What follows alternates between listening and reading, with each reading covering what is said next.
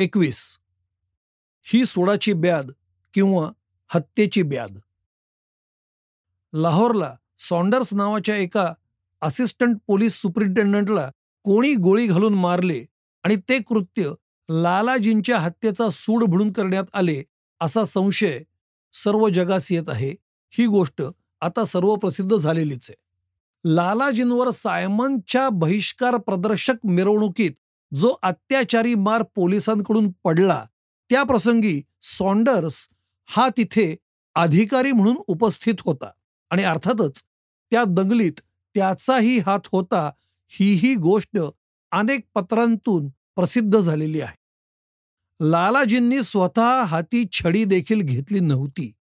इतकेच नव्हे तर मिरवणुकीत इतर काही लोकांच्या हातात लाठ्या होत्या, त्याही वेचून वेचून त्यांनी काढून घेतल्या आणि अशा लाठीशून्य समाजासह लाठीबाज, बंदूकबाज, बेयोनेटबाज पोलिसांस तोंड दिले. कारण अहिंसात्मक सत्याग्रहाच्या व्याख्येच्या चौकटीत ती मिरवणूक सपखल बसावी तशी ती बसलीही आणि बिनलाठी जेव्हा लाठीशी तोंड देऊन निघते तेव्हा जो ह्या अलौकिक युद्धकलेचा लौकिक परिणाम व्हावयाचाच तो शेवटी निरपवादपणे झालाही. लाठीने बिनलाठीची छाती पहिल्या तडाख्यासरशी तडकविली. मिरवणूक उधळवली गेली. लालाजी घायाळ झाले. पोलिसांची पाठ सरकारने थोपटली. आमची पाठ सरकारी लाठ्यांनी सडकून निघाली. पुढे लालाजींचा अकस्मात देहांत झाला. लोक म्हणले लालाजी लाठीच्या घावास बळी पडले.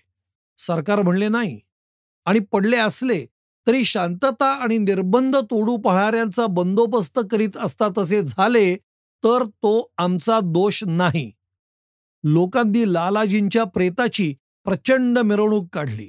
लोकांनी लालाजींचे सूतक पाळले, पण सरकारास त्यामुळे दुःख होण्याचे काही एक कारण आढळले नाही. लोकांनी दारे दुकाने दुःखाने बंद केली. सरकारी ऑफिसे नेहमीप्रमाणे डोळ्यांच्या खिडक्या उघडून शोकयात्रा ते सूतक तो हरताळ यांची गंमत पाहत उभी राहिली. इतक्यात त्या लालाजींवर लाठ्या चालवणाऱ्या पोलीस तुकडीतील एक वरिष्ठ पोलीस अधिकारी सॉन्डर्स हा एका निरभ्र सकाळी ऑफिस बाहेर आला. त्याच्या मनात सायकलवर बसावे असे आले. तो सायकलवर बसला. तोच दुसऱ्या एकाच्या मनात पिस्तूल झाडावेसे आले. त्याने गोळ्या झाडल्या आणि सॉन्डर्स तत्काळ गतप्राण होऊन धाड दिशी खाली पडला. लाठीच्या मारानंतर काही दिवसांनी लालाजी मेले. तेव्हा ते लाठीने मेले नसावेत ही शंका सरकारास येणे साहजिक होते.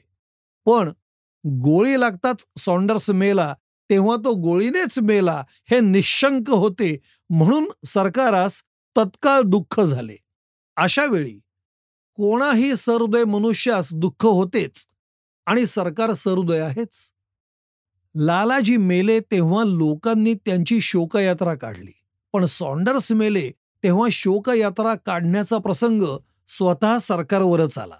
लालाजी मेले तेव्हा लोकांनी घरेदारे बंद करून दुःखाचा हरताळ पाडला. आता सरकारवर आपली ऑफिसे बंद करून शोकप्रदर्शन करण्याचा दुःखद प्रसंग आला. लालाजी पंजाबचे पुढारी, पण त्यांच्या प्रेतयात्रेस शोकवेशात उपस्थित राहण्याची गव्हर्नरास काही आवश्यकता दिसली नाही. पण सॉन्डर्स प्रेतयात्रेस गव्हर्नर सुद्धा झाडून सारे अधिकारी उपस्थित होते. लालाजींसाठी लोकांना सुतकी व्हावे लागले तर सॉन्डर्ससाठी सरकारलाही व्हावे लागले. वास्तविक सरकार ही सार्वजनिक संस्था. तिला लालाजींच्या आणि सॉन्डर्सच्या दोघांच्याही वर गुदरलेल्या संकटात समदुःखी व्हावयास पाहिजे होते. पण लालाजींच्या प्रेतयात्रेस 20-30 हजार लोकांची दाटी झाली असताही ह्या सार्वजनिक दुःख प्रदर्शनार्थ सार्वजनिक पैशाने विकत घेतलेला दारुगोळा उडवून त्यांस विदाय वंदनेची लास्ट पोस्टची फैर झाडली नाही आणि ज्या सॉन्डर्सच्या प्रेतयात्रेस अधिकात अधिक 2000 लोक नव्हते त्याला एकट्यालाच ती विदाय वंदना तोफांच्या सैनिक सन्मानासह देण्यात आली. त्यातल्या त्यात आनंदाची गोष्ट इतकीच की लोकांच्या पुढाऱ्यांनी मात्र आपले कर्तव्य चोख बजाविले. त्यांनी लालाजींच्या वरील अत्याचाराच्या प्रतिध्वनीचाही जोराने निषेध केला. त्यांनी सरकारप्रमाणे एककल्लीपणा न करता लालाजींचेही सूतक पाळले आणि सॉन्डर्सचेही पाळले. ब्राह्मणे गवी हस्तिनी शुनी चैव श्वपाके च पंडिता समदर्शिनाः. आणि पंडिताची समान बुद्धी जे निपक्षपाती दुःख करू शकते, त्याहून काहीतरी विलक्षण असे दुःख महात्म्यांच्या बुद्धीला झाले नाही, तर मग महात्म्यांची बुद्धी ती काय राहिली? यास्तव तुम्हा आम्हा सर्वांना सॉन्डर्सच्या प्रकरणाविषयी जे दुःख वाटते, त्याहून शतपट दुःख महात्मा गांधींना होणार हे अपेक्षितच होते आणि तसेच झाले. त्या बिचाऱ्या महात्म्याचा आत्मा त्या दुष्ट वार्तेमुळे तळमळून गेला. ही सुडाची ब्याद किंवा ही हत्येची ब्याद, दिस कर्स ऑफ असॅसिनेशन नावाचा जो एक लेख त्यांनी यंग इंडियात लिहिला आहे, त्यात त्यांच्या आत्म्यास झालेले हे तीव्र दुःख त्यांनी शक्य तितके ओकून टाकण्याचा प्रयत्न केला आहे. तरीही ते सर्व बाहेर न पडता पोटातल्या पोटात अजून कितीतरी मळमळत असले पाहिजे. त्यांच्या इंग्लिश मथळ्याचा सर्व अर्थ भाषांतरात चुकू नये म्हणून आम्ही त्यांचे दुहेरी भाषांतर केले आहे.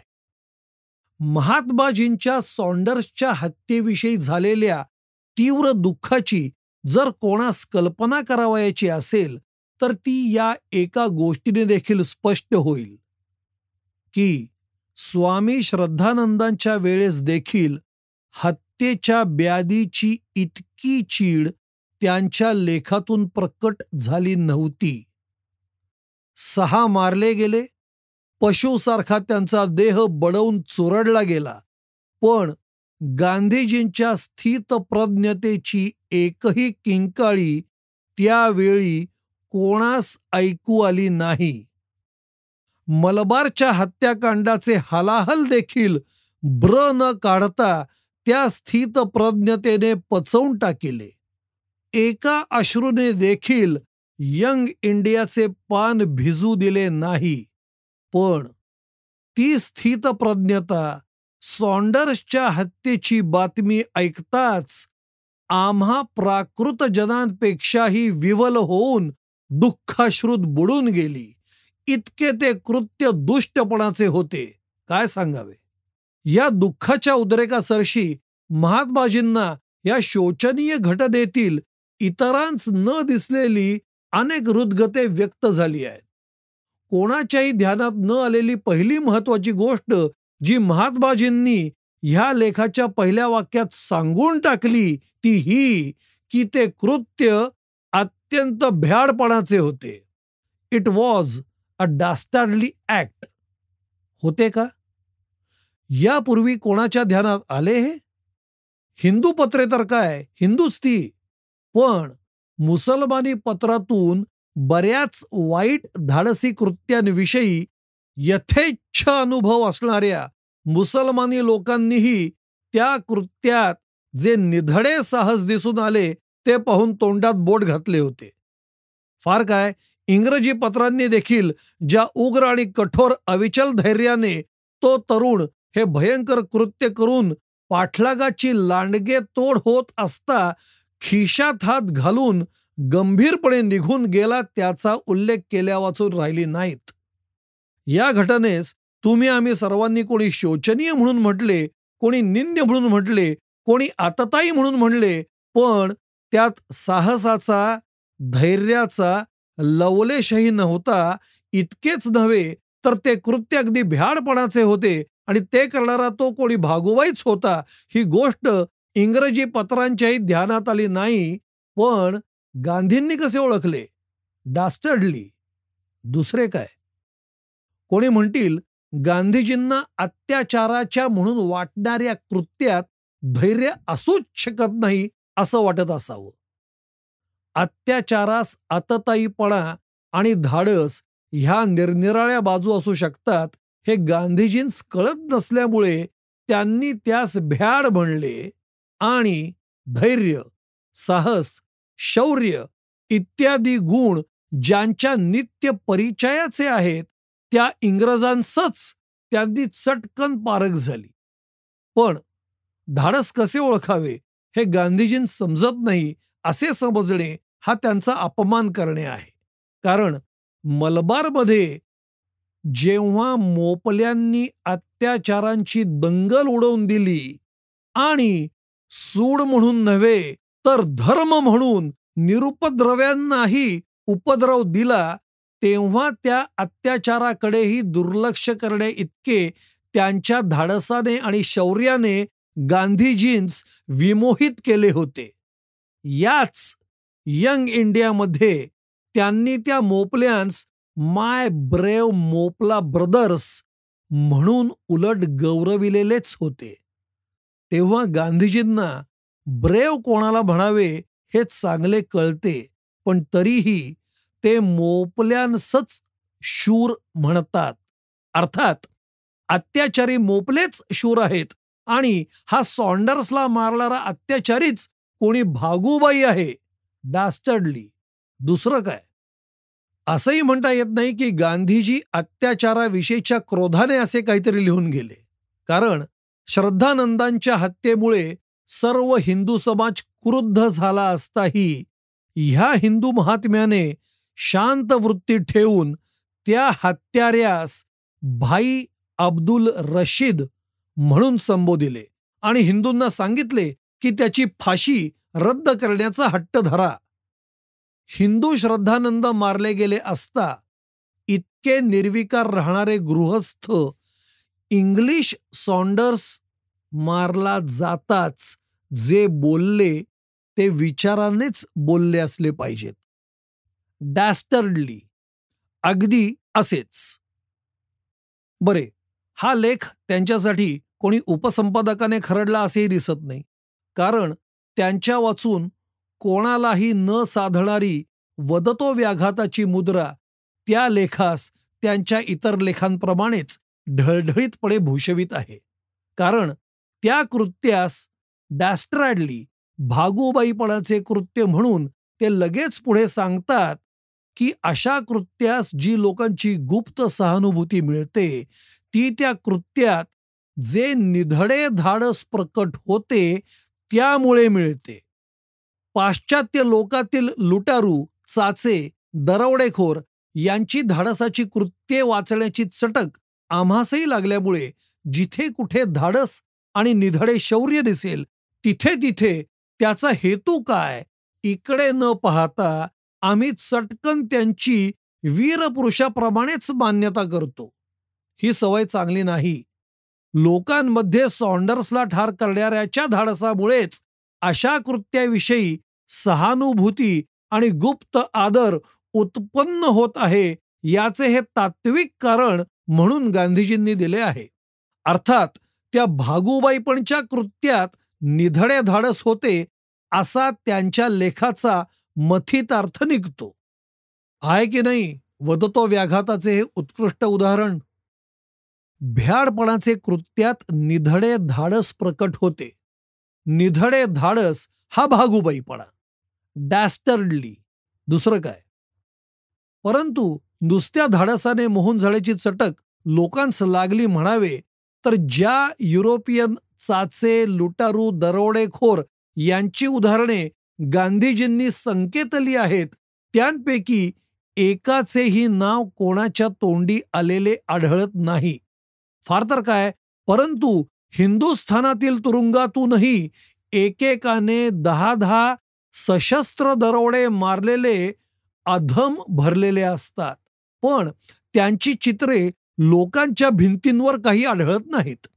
भले वीर म्हणून त्यांस पाहताच त्यांची पाठ कोणी थोपटीत नाही. ही पुढील बातमी बघा. दिनांक 3 रोजी पुण्याच्या लॉ कॉलेजातील कुर्लेकर नावाच्या विद्यार्थ्याने भांबुर्ड्याजवळ रेल्वेवर पडून गाडीच्या चाकाखाली जीव दिला. आता केवळ प्राण देण्याच्याच धाडसाचा प्रश्न असेल तर हे धाडसच आहे. पण ह्याविषयी कोणी अग्रलेख लिहिले नाहीत, त्याची वाहवा करणारी गुप्त पत्रके छापली नाहीत, मग सॉन्डर्सच्या कत्तलीतील धाडसच तेवढे लोकांस का आकर्षिते असे गांधीजी म्हणतात. हो, आम्ही नाही. कारण गांधीजी स्पष्टच म्हणतात की आता देशातील वातावरणात पुन्हा एकदा अत्याचाराचे वारे संचरले आहे. व्हायोलन्स इज इन द एअर. आम्हाला तसे फारसे आढळत नाही आणि आज 8 वर्षे अहिंसात्मक अनत्याचाराच्या गर्जनेने गुदमरून गेलेल्या ह्या देशाच्या वातावरणात जर पुन्हा खरोखरच अत्याचाराचे प्रतिकारी ध्वनी उठत असतील तर गांधीजींचे वर्चस्व फोल झाल्याचाच पुरावा नव्हे काय? मारेकरी काही म्हणत, ऐकोत न ऐकोत, पण त्यास 4 उपदेशाचे शब्द सांगून शुद्धीवर आणणे हे आपणा सर्व शांत, शिष्ट, सोसाळू, राजनिष्ठ प्रजाजनांचं कर्तव्य आहे.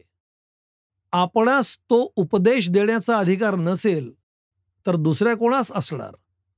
गांधीजींचा अधिकार तर शिवाजी, प्रताप, श्रीकृष्ण ह्यांचाही उपदेश देण्याचा आहे असे ते स्वमुखानेच सांगत आले आहेत. म्हणून मारेकऱ्यांना हितावह नव्हे तर तुम्हा आम्हासही हितावह असा आणखी 1,00,000चा बोल ते त्या लेखात बोलतात की पोलीस अधिकाऱ्याचे त्यावेळचे वर्तन अगदी निरुपद्रवी होते. The innocent police officer discharged his duty, however disagreeable its consequence may be for the community to which the assassination belongs.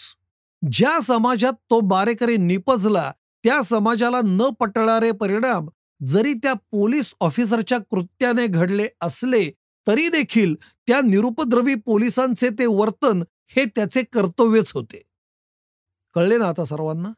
हेच विधेय जवळजवळ ह्याच शब्दात पार्लमेंटात इंग्रजी अधिकाऱ्यांनी सांगितले होते, पण त्यावेळेस लोकांस ते पटले नाही.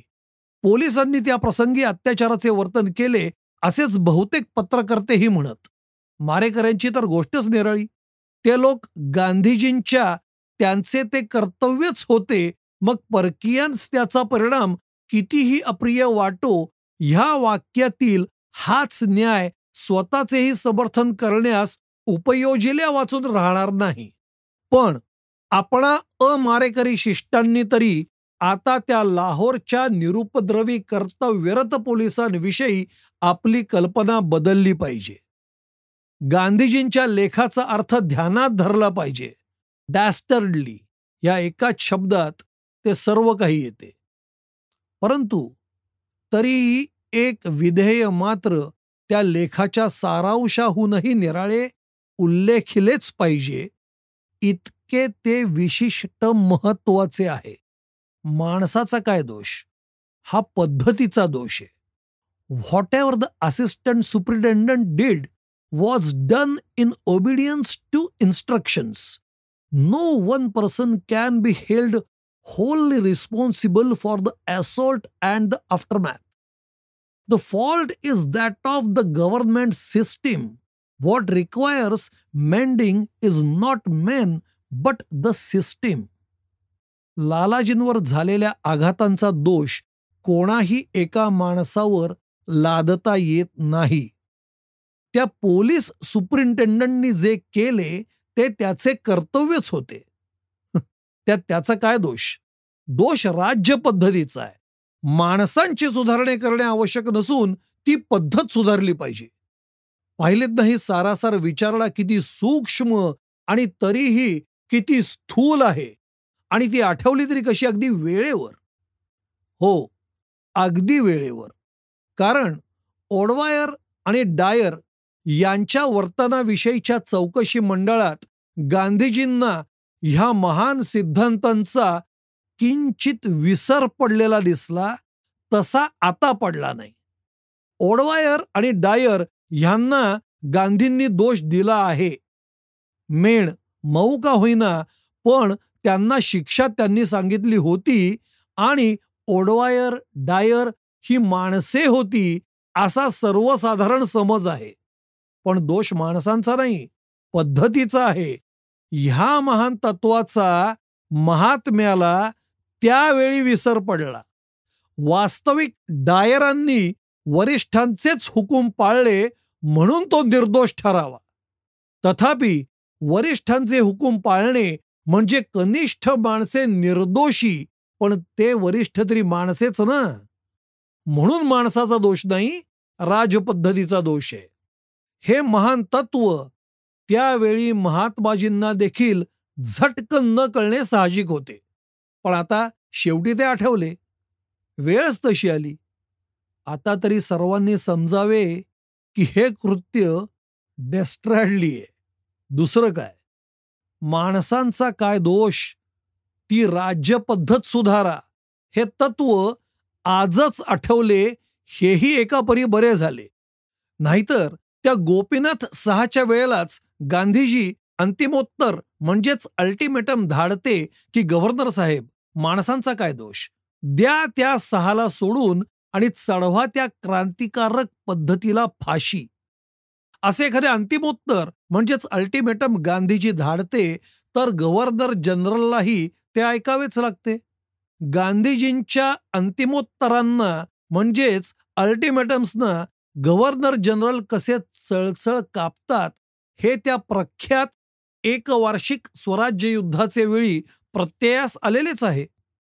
असे झाले असते तर सहा फाशीवरून सुटता आणि समाजाला आणखी एखाद्या सुडाच्या ब्यादेची काळोखी लावीत फिरता.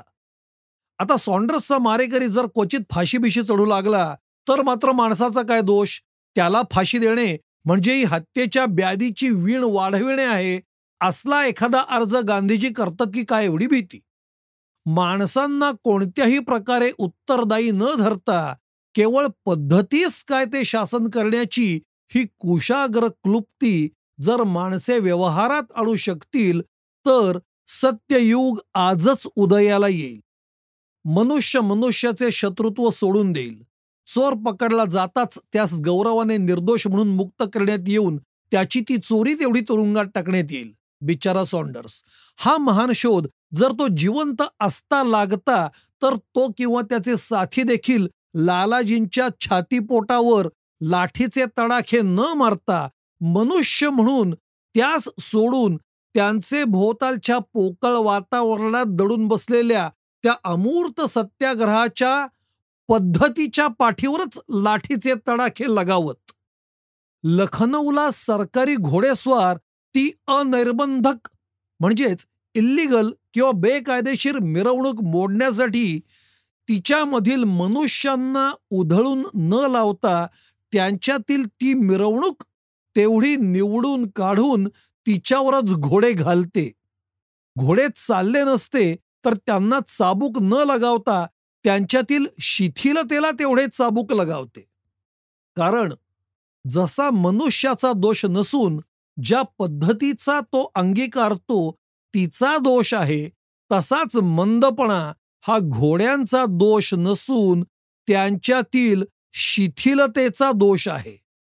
इतकेच नव्हे तर मूर्त मनुष्यांच्या व्यतिरिक्त जो वायू देहधारी असा हा पद्धतीचा अमूर्त खवीस गांधींच्या सूक्ष्म दृष्टीस ह्या लेखाच्या शुभमुहूर्तावर दिसला, तो जर का एकदा सापडला तर मग मोठमोठी महायुद्धे देखील लढली जाऊनही त्यात मनुष्य रक्ताचा एकही थेंब गळणार नाही. जर्मन महायुद्धात लाखो जर्मन लोक आणि इंग्लिश लोक समोरासमोर उभे राहून लाख लाख बंदुका सोडते, पण कोणावर? माणसावर नव्हे. माणसांचा काय दोष? तर या पद्धतीचा त्या सिस्टीमवर ब्रिटिश इम्पेरियलिझम म्हणून ती पद्धती इंग्लिश सैन्याच्या डोक्यावर आकाशात वायुरूपाने तरंगत होती. तिच्यावर तेवढ्या आपल्या तोफा इंग्लिश माणसांच्या डोक्यावर 3-4 मैल उंचीवर रोखून जर्मन लोक भडीमार चालविते आणि मिलिटॅरिझम म्हणून ती दुष्ट जर्मन लोकांच्या आडून दडून सर्व खोड्या करीत होती, तिला शासिण्यासाठी जर्मनीतील रहिवाशांना प्रत्यही केशरी भातांची पक्वान्ने खुशाल झोडीत बसता येईल इतकी अन्न सामग्री जर्मनीच्या नगरात पोचवीत राहून केवळ त्या पद्धतीला मात्र एक तांदूळही मिळू नये म्हणून ब्रिटिश राष्ट्र ब्लॉकेड सिंधुबंदी करीत राहते. असो, झाले ते झाले. आता पुढील महायुद्धात तरी ह्या मनुष्या वाचून जिवंत राहणाऱ्या पद्धत नावाच्या मायावी राक्षसाचा चक्काचूर उडविता यावा, यासाठी त्याचे राहण्याचे ठिकाण गांधीजींनी लवकरच प्रसिद्ध करावे. आजीबाईच्या पाळण्याजवळचे बायकी बागुलबुवा ज्या किल्ल्यात राहतात त्यातच हा पद्धत बुवाही बहुधा राहत असलेला सापडेल. सॉन्डर्सची हत्या अत्यंत अनिष्ट हे सत्य खरे, परंतु ते सिद्ध करण्यास हे असले असत्य, अतार्किक, असंबद्ध कोटिक्रम लढवण्याची काय आवश्यकता? स्पष्ट ते स्पष्टच, सत्य ते सत्यच सांगता येते. दिनांक 19 जानेवारी 1929.